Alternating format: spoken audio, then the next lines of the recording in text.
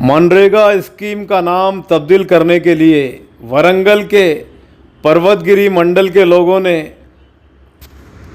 वर्धन्नापेट MLA की मौजूदगी में एक करारदाद पास की। आइए देखते हैं मजीद तफसीलात। ప్రజలకు పిల్లగానే ఈ పిల్లల వాళ్ళ ప్రేమ లేదు, వాళ్ళకి కావాల్సిన ఒక మతం దాన్ని కోరుతా ఉన్నాను.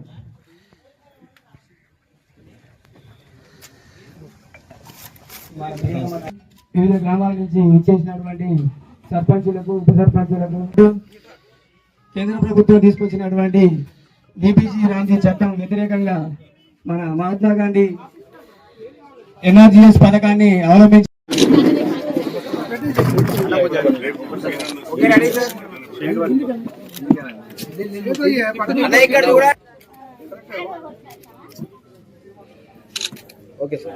గ్రామస్తులందరికీ కూడా నా హృదయపూర్వక నమస్కారాలు.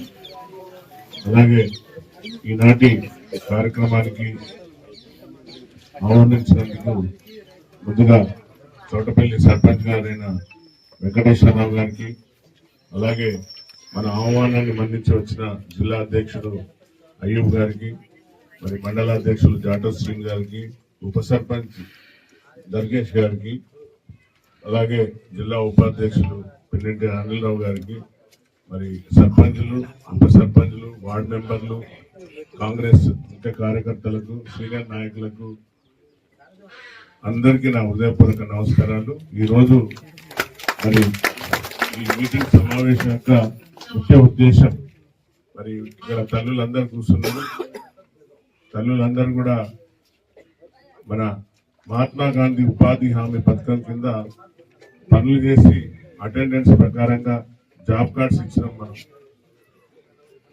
అప్పుడు తీసుకొచ్చిన ఆగస్టు 4వ తారీఖు 2005లో తెచ్చిన ఈ బృహత్తరమైన ఏదైతే సోనియా గాంధీ గారి యొక్క ఆలోచన విధానం, ఎందుకంటే మన తెలంగాణకు వచ్చినప్పుడే వారికి ఆలోచనలో ఒక బీజం మొలకెత్తింది.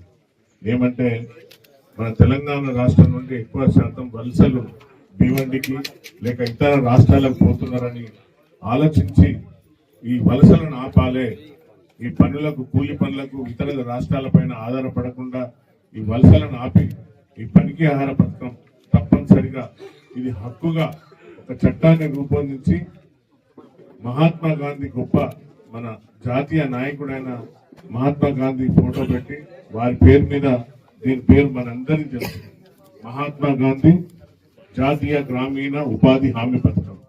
ఈ చట్టాన్ని తయారు చేసి మన గ్రామాలకు ఇచ్చారు. దీని యొక్క లక్ష్యం 18 సంవత్సరాల నిండిన ప్రతి పౌరుడికి, ప్రతి పౌరురాలికి, అంటే ఆడ మొగ అని తేడా లేకుండా అందరికి కూడా ఈ ఉద్యోగం కల్పించాలి, వలసలు పోవద్దు. ఈ వలసలను ఆపాలంటే మన పిల్లలను మన రాష్ట్రంలో ఉండే విధంగా చూడాలనే ఉద్దేశంతో ఈ తయారు చేసిన మన్మోహన్ సింగ్ గారిని, వారి యొక్క ఆలోచన విధాన్ని మన అందరం కూడా మర్చిపోవద్దు. దాని